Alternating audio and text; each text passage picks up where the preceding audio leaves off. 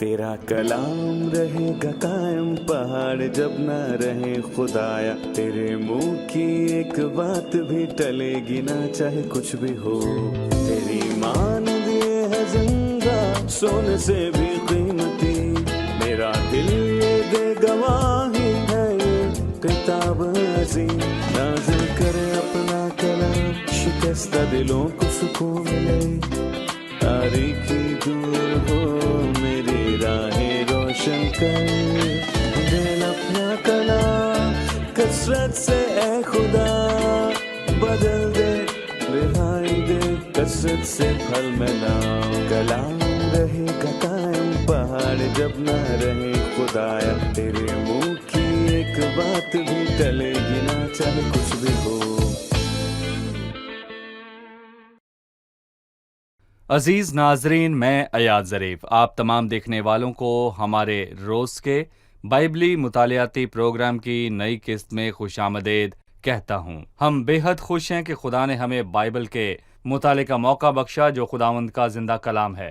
جبکہ کٹائی کا موسم ہے، خدا کا کلام ہمیں میسر ہے، حقیقی آسودگی ہے۔ عزیزو، گزشتہ ایک ساتھ میں ہم امثال کی کتاب کے 9 ابواب کا مطالعہ کر چکے ہیں، جو کہ نئے عہد نامے کی تیسری نظمی کتاب ہے۔ پروگرام کے آغاز سے پہلے میں خدا کے خادمین کا اسٹوڈیوز میں خیر مقدم کروں گا۔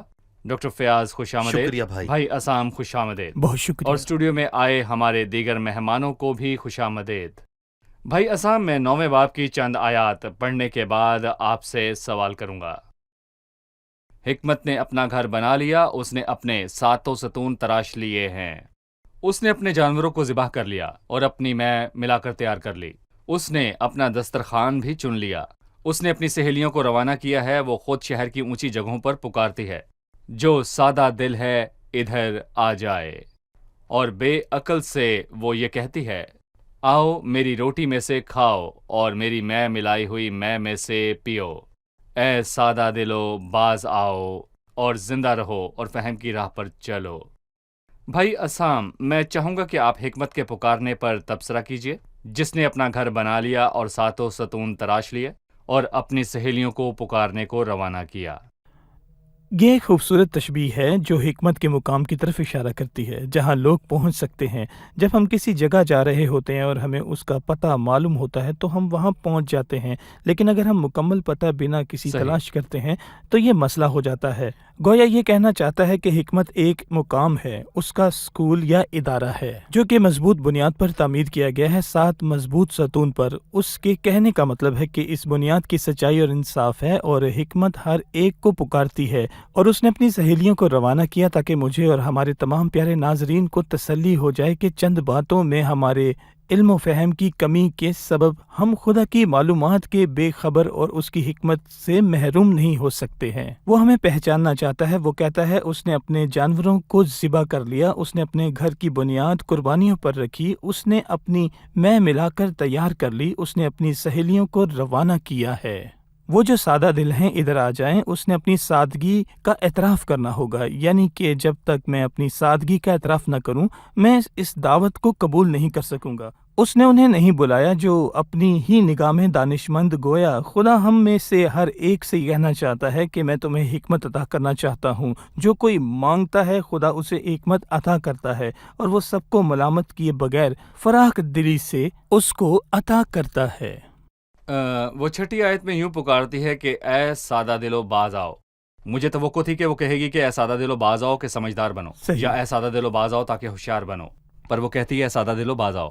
گویا حماقت کا تعلق موت سے ہی ہے۔ صحیح۔ اس کے متعلق ہمیں بتائیں۔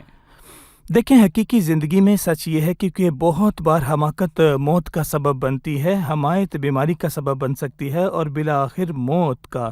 حماقت کسی عجیب برتاؤ کا جنم دیتی ہے جو مصیبت لا سکتا ہے، یہ حقیقت ہے، لیکن اہم ترین بات یہ ہے کہ حماقت حکمت کی شروعات کے برعکس ہے، جو کہ خداوند کا خوف ہے۔ حماقت خدا کے وجود کا احترام نہ کرنا۔ احمق نے اپنے دل میں کہا، کوئی خدا نہیں، ضروری نہیں کہ وہ ایک غیر ضروری ہو گیا، بلکہ اس نے یہ سوچا کہ خدا بہت دور کہیں آسمانوں پر ہے، گویا وہ وجود نہیں رکھتا ہے۔ پر دیکھیں، خدا کو جاننا ہی زندگی ہے، تب ہی میں ایک فہم کی راہ پر چل سکتا ہوں۔ صحیح۔ ڈاکٹر فیاض، ابھی ہم 1 تا 6 آیات پر ہیں کہ حکمت نے اپنا گھر بنا لیا، مدرسے کی بنیاد رکھی اور اس مدرسے میں لوگوں کو دعوت دینے کو کسی کو بھیجا۔ آپ اس میں کیا دیکھتے ہیں؟ مجھے یہ بات پسند آئی، اپنا گھر بنا لیا، کیونکہ یہ مجھے اس گھر کی یاد دلاتا ہے جو سلیمان نے پرانے عہد نامے میں بنایا، جو پہاڑوں سے پتھروں کو تراش کر بنایا گیا تھا، اور ایک اور روحانی گھر تھا جہاں قربانیاں گزرانی جاتی اور آدمیوں کو خداوند کی حضوری کے نزدیک آنے کی اجازت تھی۔ لیکن جب ہم اس کا اطلاق نئے عہد نامے کی روشنی میں کرتے ہیں تو میں دیکھتا ہوں کہ حکمت نے اپنا گھر بنا لیا، ایک روحانی گھر، خدا کے روح کا مسکن جو زندہ پتھروں سے تعمیر کیا گیا۔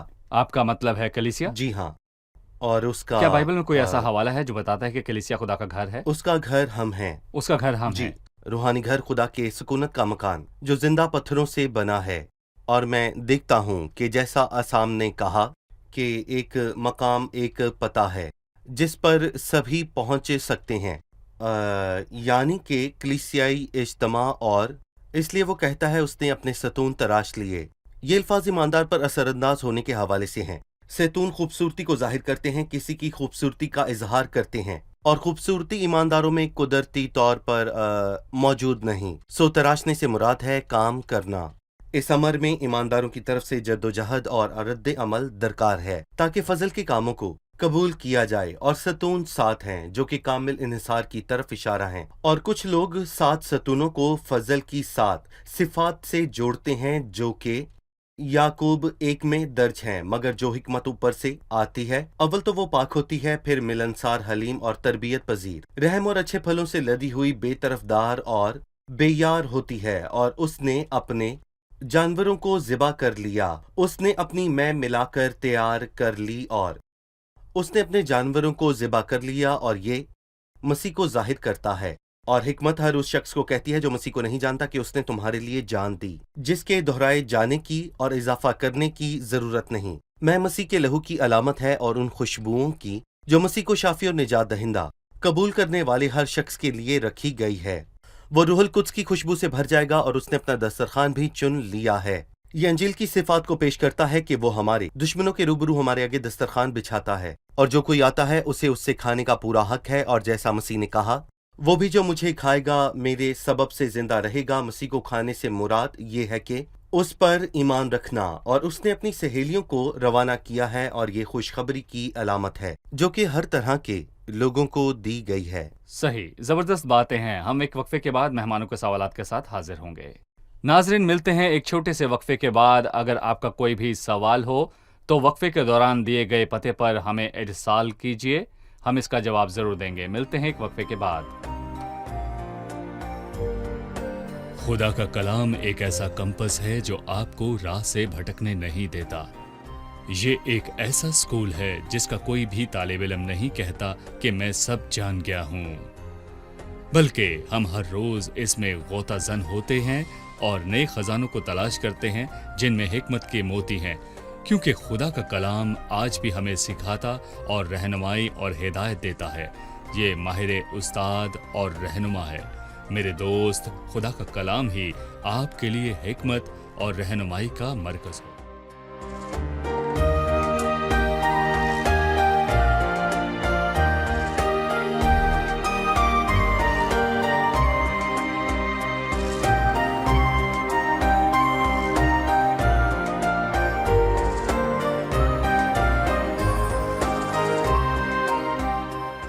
خوش آمدید۔ آئیے چلتے ہیں مہمانوں کی جانب اور جانتے ہیں ان کا سوال۔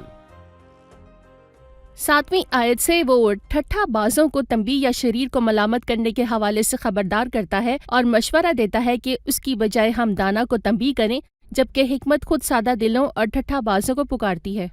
کیا کوئی تضاد ہے بھائی اسام؟ نہیں ہے۔ سب سے پہلے ٹھٹا بازوں کے پاس موقع تھا، لیکن وہ اپنی ٹھٹا بازی میں لگے رہے۔ میرا نہیں خیال کہ انہیں مزید موقع دینا انصاف ہوگا، لیکن ضرورت مند کے لیے تب بھی موقع ہے۔ کتاب کی شروعات میں موقع میسر تھا، وہ ٹھٹا بازوں سے، سادہ دلوں سے اور احمقوں سے کلام کرنے کو راضی تھا۔ اس کے بعد وہ فقط سادہ دلوں اور احمقوں سے بات کرنے کو راضی تھا، اور پھر فقط سادہ دل ہی رہ گئے. سادہ دل بھی بے علم اور نادان رہے جو علم نہیں رکھتا. سادہ دل سے خدا آخر تک بات کرتا رہتا ہے لیکن ٹھٹا باز کو وہ ایک ہی موقع دیتا ہے اور بس. خدا کب تک ان کو برداشت اگر کرے تو گا؟ ٹھٹا باز ہے تو خود ہی بھگتے گا. اور یہ بات اگلی آیات کے اندر لکھی صحیح. ہے جو کہ اسی موضوع کی تکمیل کرتی ہے. وہ بتانا چاہتا ہے کہ ٹھٹا بازوں پر اپنا وقت ضائع مت کر. میں نے اسے فقط ایک بار ہی خبردار کیا. میں نے اسے ایک ہی موقع دیا کیونکہ ایسا کوئی نہیں جسے موقع نہ دیا گیا ہو. لیکن اگر وہ ٹھٹا بازی پر بضد رہتا ہے اور ہرگز جب اسے سچ بتانے کی کوشش کی جائے تو وہ ٹھٹا لگانے لگتا ہے تو یہ اس کا فال ہے. وہ سمجھنا ہی نہیں چاہتا ہے. لیکن جو سادہ دل ہیں، جو علم نہیں رکھتا، اس پر ہم اسے جتنی بتاتے ہیں. محنت کر سکتے ہیں کرتے ہیں کیونکہ آپ نے غور کیا کہ جب حکمت گزشتہ آیات میں پکارتی ہے تو اس نے اس کا جواب دیا ہے، اور جبکہ اسے جواب دیتا ہے وہ اپنی نادانگی کا اعتراف کرتا ہے. صحیح. مجھے اس پر محنت کرنے میں کوئی مسئلہ نہیں ہے. وہ کہتا ہے ٹھٹا باز کو ملامت نہ کر، نہ ہو کہ وہ تجھ سے عداوت رکھنے لگے. مصیبت کے سوا تجھے کچھ نہیں ملے گا. دانا کو ملامت کر، وہ تجھ سے محبت رکھے گا. دانا کو تربیت کر اور بھی وہ دانا ہو جائے گا. صادق کو سکھا، وہ علم میں ترقی کرے گا. اس سے کیا مراد ہے؟ اور یہ دانا کون ہے؟ وہ جتنی حکمت حاصل کرے گا وہ دانا وہ ہوگا. اور کا طالب رہتا ہے. بالکل، وہ اور کا طالب رہتا ہے. لیکن ٹھٹا باز آپ سے کہتا ہے جو تم کچھ کہہ رہے ہو مجھے اس کی کوئی پرواہ نہیں، مجھے اس کی ضرورت نہیں. وہ ایسا ہے جیسے کہ آپ کسی سائنسی حقائق سے یقین دلانے کی کوشش کر رہے ہیں کہ خدا موجود ہے، اور وہ آپ کو ٹیڑھے میڑھے جواب دیتا ہے. وہ آپ کو ٹیڑھے اور ترچھے جواب دینا شروع کرتا ہے، اور اس کا نتیجہ یہ عکس ہوتا ہے کہ آپ اس سے بات کرنا بند کر دیتے ہیں. دیکھیں، جو بھائی اسام نے کہا اس سے مجھے مسیح کی بات یاد آتی ہے.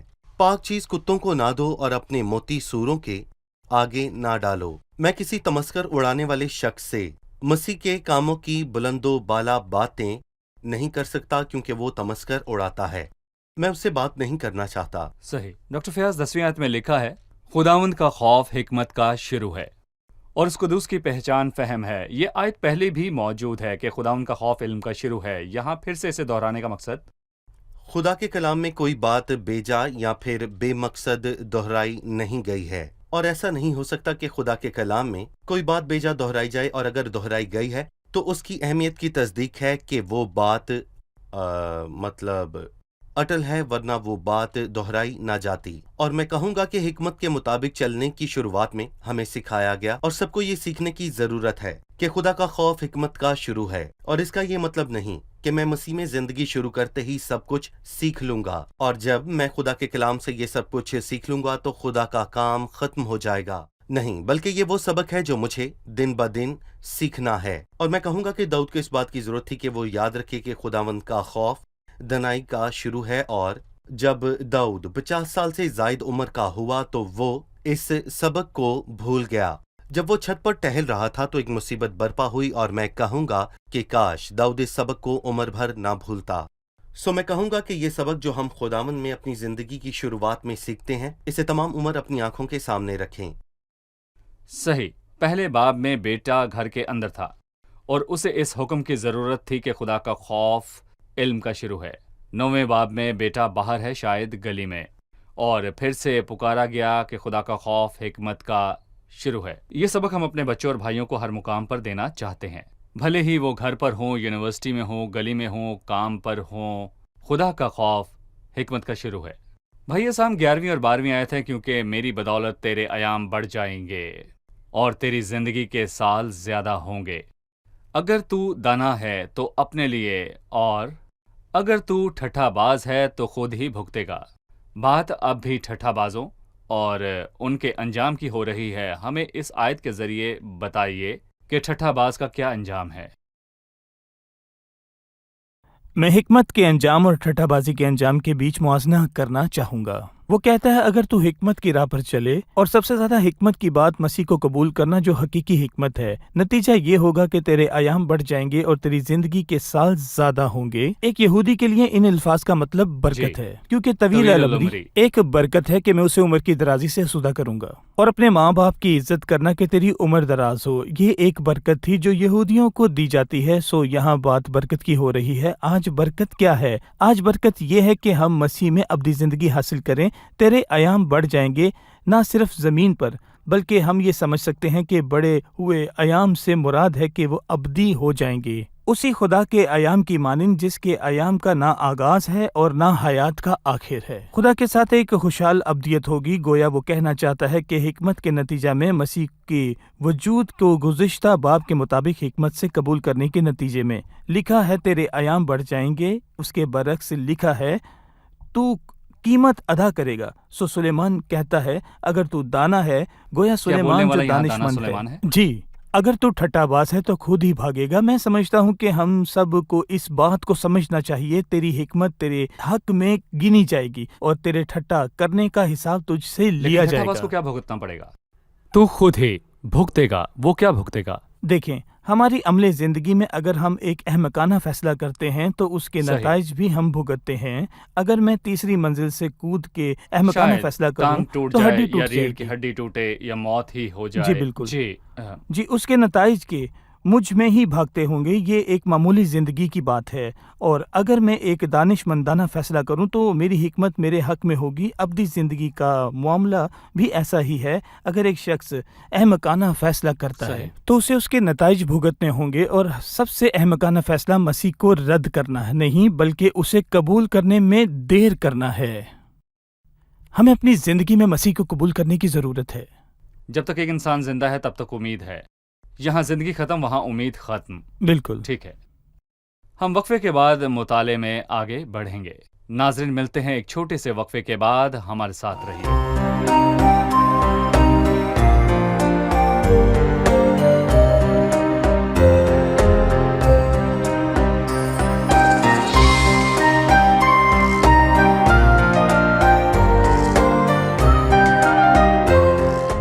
خوش آمدید ناظرین، وقفے کے بعد دوبارہ حاضر ہیں۔ آئیے امثال کے 9ویں باب کے مطالعے میں آگے بڑھیں۔ ڈاکٹر فیاض 13ویں آیت میں لکھا ہے، احمق عورت غوغائی ہے، وہ نادان ہے اور کچھ نہیں جانتی۔ وہ اپنے گھر کے دروازے پر شہر کی اونچی جگہوں پر بیٹھ جاتی ہے تاکہ آنے جانے والوں کو بلائے جو اپنے اپنے راستے پر سیدھا جا رہے ہیں۔ سادہ دل ادھر آ جائیں، اور بے عقل سے وہ کہتی ہے کہ چوری کا پانی میٹھا ہے اور پوشیدگی کی روٹی لذیذ، پر وہ نہیں جانتا کہ وہاں مردے پڑے ہیں اور اس عورت کے مہمان پاتال کی تہ میں ہیں۔ ہم نے حکمت کے مدرسے کی بات کی، یہاں حماقت کا مدرسہ ہے، لہٰذا اس کے متعلق ہمیں کچھ بتائیں۔ دیکھیں، میں اپنے ناظرین کی توجہ اس طرف دلانا چاہوں گا جو بات بہت اہم ہے کہ اس باب کا آغاز ہوتا ہے حکمت سے، جس نے اپنا گھر بنا لیا، اور اختتام ہوتا ہے ایک عورت پہ جو اپنے گھر سے باہر بیٹھی ہے۔ گویا دو لوگ ہیں جو یہاں کلام کر رہے ہیں۔ حکمت سادہ دلوں کو پکارتی ہے جو فہم نہیں رکھتے، انہیں حکمت کو سیکھنے اور حماقت کو ترک کرنے کی دعوت دیتی ہے۔ لیکن یہاں ایک عورت ہے جو حکمت کی نقل کرتی ہے، وہ باقاعدگی سے اس کی نقل کرتی ہے کہ حکمت ہی کی مانند دروازے پر بیٹھتی اور گزرنے والوں کو یہ کہہ کر پکارتی ہے کہ سادہ دل ادھر آ جائیں، اور حکمت بھی سادہ دلوں کو یہی کہتی ہے۔ حکمت ان سے جو فہم نہیں رکھتے کہتی ہے آؤ، اور وہ عورت بھی ان سے کہتی ہے کہ جو فہم سے خالی ہیں آؤ۔ لیکن فرق ہے کہ حکمت سب کو پکارتی ہے اور کہتی ہے کہ آؤ اور کھاؤ۔ کھانا اور پینا ایک شخص کو حکمت عطا کرتا ہے، لیکن یہ دعوت ہمارے لیے ایک عکس ہے جو خداوند یسوع مسیح پر ایمان لانے کو پیش کرتا ہے، جو یوحنا 7 میں لکھا ہے تاکہ ہم حکمت پائیں اور زندہ رہیں۔ لیکن نقل یہ ہے کہ شیطان خدا کے کاموں کی تقلید جو کہ کرتا ہے۔ جھوٹا اور جعلی جی، نسخہ اس کا ہے۔ مطلب صرف گناہ نہیں بلکہ انسانی مذاہب بھی ہیں جنہیں شیطان نے ایجاد کیا ہے، جو کہتے ہیں کہ جو کوئی سادہ دل ہے اور فہم سے خالی ہے آئے اور حاصل کرے، کیونکہ چوری کا پانی میٹھا ہے، اور میں کہوں گا کہ ممنوع پھل لذیذ ہے۔ چوری کا پانی میٹھا اور پوشیدگی کی روٹی بہت لذیذ ہے، اور اس کا ذائقہ بڑا ہی خاص ہے۔ دراصل مجھے اس بات کا اعتراف کرنا پڑے گا کہ مجھے بہت دیر تک ایسا لگتا رہا کہ بائبل کے الفاظ ہیں، لیکن یہ تو اس احمق عورت کے الفاظ ہیں نہ کہ بائبل کے، اور کوئی بھی اس کا احمق عورت یقین کے۔ نہیں کرے گا سوائے ان کے جو اس کی مانند بالکل احمق ہیں، اور جو یہ نہیں کہہ سکتا اس راہ کے آخر میں پاتال کی تہ ہے۔ سو میں دیکھتا ہوں کہ حکمت خداوند یسوع مسیح کی بات کرتی ہے، اور اس بلاہٹ کی جو ابدیت کی زندگی حاصل کرنے اور خدا کے مقدسین کے ساتھ رفاقت کی بات کرتی ہے، اور احمق عورت اور اس کا گھر انسانی مذاہب کو پیش کرتا ہے جو لوگوں نے گھڑے ہیں اور جو جہنم کی راہ ہیں، اور یہ سچ ہے۔ میں کہنا چاہوں گا کہ سادہ دلوں کے آگے دو دعوتیں ایک دوسرے کے مقابل ہیں، دونوں ہی लुत्फ पाने का कहती हैं, लेकिन दो मुख्तलिफ अंदाज में। वो जो खालीपन महसूस करता है उसके सामने दो रास्ते हैं, या फिर भरपूर आराम और खुशी और हमेशा की आसूदगी पाए। ये अहमक औरत की राह पर चले जो उससे हर वो काम बताती है जो पोशीदगी में किया जाए, और पोशीदगी में काम किया हुआ गुनाह है। जी वो बिल्कुल। बातें जिनसे मैं अपना खालीपन दूर करता हूँ। एक जवान शख्स कुछ वेबसाइट से पोशीदगी में लुत्फ उठाना चाहता है। ये अपने फ़ोन पर कुछ क्लिप्स से या कुछ भी कामों से जिनसे वो पोशीदगी में करना चाहता है, लुत्फ उठाना चाहता है। इन सब बातों में हम सबको अपने आप को जांचना और परखना होगा कि क्या कोई काम अवाम में करके लुत्फ आता है। क्या आपको ज़मीर की मलामत किए बगैर कुछ लुत्फ आता है? देखिए, अहमक औरत किसी भी ऐसी चीज़ को पेश करती है जो आपको खुदा से दूर करना चाहे। वो झूठा मजहब होगा या गुनाह होगा या शर या कोई जिनाकारी। और आप देख सकते हैं कि ये सब चीज़ें आपको तारीकी में उलझाए रखती हैं, और वो सब कुछ तारीकी में किया जाता है, और ये सब तारीकी के फर्जंदों का है। सही। दो औरतें या खाने के लिए दो मुख्तलिफ पुकारे, मेरा ध्यान गया। बिल्कुल। हिकमत पुकारती है और अहमक औरत पुकारती है। हिकमत खुशखबरी की बिशारत देती है और अहमक औरत की पुकार में खुशखबरी से हटकर कोई बात है। अहमक औरत कहती है चोरी का पानी मीठा है और पोशीदगी की रोटी लजीज, लेकिन इंजील की ज़ियाफ़त में कुर्बानियाँ शामिल हैं जिनकी बुनियाद मसीह की कुर्बानी है। अहमक औरत खुदा तक पहुंचने की झूठी राहों को पेश करती है जो इंजील की कुर्बानी से हटकर हैं या इंजील की ज़ियाफ़त में शामिल नहीं। इंजील की ज़ियाफ़त कहती है कि मसीह हमारे गुनाहों की खातिर मुआ, दफन हुआ और जी उठा। बहुत से लोग खुदा तक रसाई हासिल करना चाहते हैं और खुदा को खुश करना चाहते हैं, लेकिन कुर्बानी से हटकर, और बहुत से लोग खुदा की मकबूलियत और बरकत चाहते हैं। चोरी का पानी मीठा है और पोशीदगी की रोटी लजीज, लेकिन हिकमत कहती है आओ और मेरी रोटी में से खाओ। दर हकीकत बहुत खूबसूरत बातें हैं। आप गौर कीजिएगा कि कुर्बानी और दूसरी मैं की जानिब की रोटी और पानी में फ़र्क होगा। जी, वो चोरी का पानी बड़ा है। फ़र्क है। चोरी का पानी जिसका असल कोई नहीं जानता, लेकिन इंजील कहती है मेरी रोटी। इंजील कहती है मेरी ज़ियाफ़त की बुनियाद मसीह की कुर्बानी है और बगैर खून बहाए माफ़ी नहीं होती। हम खुदा की बरकत को मसीह की कुर्बानी के सिवा किसी और की बुनियाद पर हासिल नहीं कर सकते। और यहाँ पर मैं ये भी कहूँगा कि वो अल्फाज जो अहमक औरत ने कहे, जो कि झूठे वादे हैं उन सादा दिलों के लिए जो फहम से खाली हैं, मुझे काना गलील की शादी में मेरे मजलिस की याद दिलाते हैं कि हर शख्स पहले अच्छी मैं पेश करता है और नाकस उस वक्त जब पी कर छक गए। मगर मैं कहूँगा कि गुनाह आर्जी लुत्फ तो दे सकता है जब तक इंसान उस मैं को जी भर कर पी नहीं लेता जो अच्छी तो नजर आती है लेकिन फिर वो अच्छी नहीं लगती। कड़वाहट और इल्जामात और शर्मिंदगी के सिवा कुछ नहीं रहता और आखिर में अदालत और जहन्नुम में फेंका जाना है। सही। छठी आयत में हिकमत के पुकारने का नतीजा कि ऐ सादा दिलो बाज आओ और जिंदा रहो, जबकि 18वीं आयत में झूठ की पुकार का नतीजा यह है कि वो नहीं जानता कि वहां मुर्दे पड़े हैं और उस औरत के मेहमान पताल की तय में हैं। उसके मेहमान, यानी एक तरफ जिंदगी दूसरी तरफ मौत है, और ये फितरी नतीजा है कि इंजील की पुकार जिंदगी बख्श है और दूसरी पुकार जो इंजील से हटकर है हलाकत में ले जाती है। इसके मुतल्लिक हाजिरीन में से किसी के पास सवाल होगा तो चलिए जानते हैं। मेरा सवाल है कि क्या हिकमत हासिल की जाती है, या कुछ लोग फितरी तौर पर दना होते हैं और कुछ फितरी तौर पर सादा दिल होते हैं? क्या हिकमत को हासिल किया जाता है जबकि कुछ लोग फितरतन दानिशमंद होते हैं? इंसान की फितरत हिकमत का ताल्लुक आर्जी बातों से है। मिसाल के तौर पर अहमक दौलतमंद जो अपना कारोबार बढ़ाने और अपने खत्ते बढ़ाने का सोच रहा था। यहाँ मैं कहूँगा कि इंसानी जेवरों के हिसाब से वो एक बहुत ही कामयाब ताजर था, वो एक अच्छा मंसूबा साज था, लेकिन वो आर्जी बातों में तो दाना था लेकिन खुदा के मामलात में बेहद अहमक था, क्योंकि उसने अब्दियत की फिक्र ना की, लिहाजा कोई आर्जी बातों में दाना होते हुए खुदा के मामलात में जो शख्स खुद को दाना समझता है बेहद ही लापरवाह इंसान भी हो सकता है। यकीनन हिकमत का ताल्लुक खुदा की बातों से है। जी ठीक है, शुक्रिया। खुदावंद आपको बरकत दे। हम प्रोग्राम के इख्तिताम पर हैं। आइए मेहमानों से अब उनकी राय जानते हैं। खुदा हर एक को फराख दिली से हिकमत देना चाहता है और वही हिकमत का मंबा है। हमें बस यही करना है कि उसे मांगना है और वही हमें हिकमत अता करेगा। सही। जी, जो दानिशमंद है दिलों को मोह लेता है। काश हमारे पास हिकमत हो कि हम खुदा की बातों का ठट्ठा उड़ाने वालों से बाज रहें, और यही हमारे लिए बेहतर होगा। सही। دونوں مدرسوں کے درمیان مماثلت الجھن پیدا کر سکتی ہے کیونکہ دونوں ہی سادہ دلوں کو پکارتے ہیں۔ در حقیقت ہمیں محتاط اور خداوند سے حکمت کے طالب رہنا ہے۔ آخر میں فیصلہ ہمارا ہے، اگر تو دانا ہے تو اپنے لیے اور اگر تو ٹھٹا باز ہے تو خود ہی بھگتے گا۔ اگر ہم حکمت کے مدرسے میں نہیں جائیں گے تو ہم حماقت کے مدرسے میں پڑ جائیں گے اور اپنی زندگی بے فائدہ تباہ کریں گے۔ صحیح جی۔ جہالت کی تازہ ترین تعریف خدا کے وجود کو نظر انداز کرنا ہے جو بالآخر آپ کو موت تک لے جاتی ہے۔ خدا کی معرفت فہم کا آغاز ہے۔ صحیح، شکریہ، خداوند آپ کو برکت دے، خادمین کا بھی شکریہ۔ بہت اگلے پروگرام شکریہ۔ میں پھر ملاقات ہوگی۔ آپ کے ساتھ بھی۔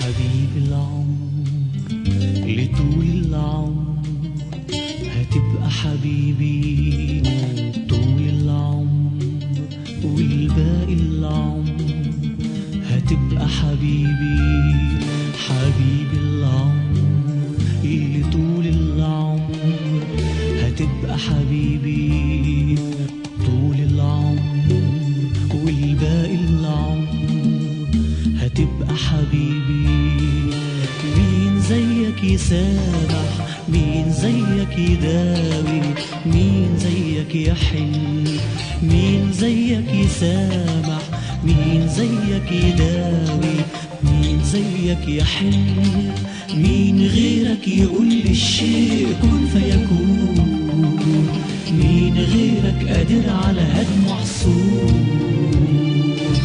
مين غيرك يقول للشيء كن فيكون مين غيرك قادر على هدم محصور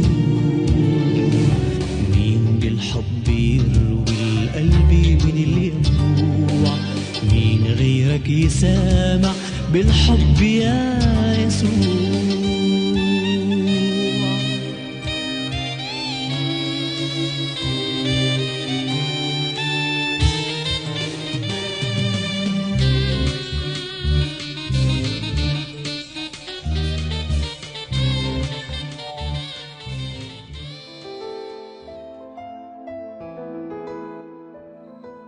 تیرا کلام رہے گا قائم پہاڑ جب نہ رہے خدایا، تیرے منہ کی ایک بات بھی ٹلے گی نہ چاہے کچھ بھی ہو، تیری مانند یہ ہے زندہ سونے سے بھی قیمتی، میرا دل یہ دے گواہی ہے یہ کتاب عظیم، نازل کرے اپنا کلام شکستہ دلوں کو سکون ملے، تاریکی دور ہو میری راہیں روشن کر دل اپنا کلام کثرت سے اے خدا بدل دے رہائی دے کثرت سے پھل ملاؤ، کلام رہے گا قائم پہاڑ جب نہ رہے خدایا، تیرے منہ کی ایک بات بھی ٹلے گی نہ چاہے کچھ بھی ہو۔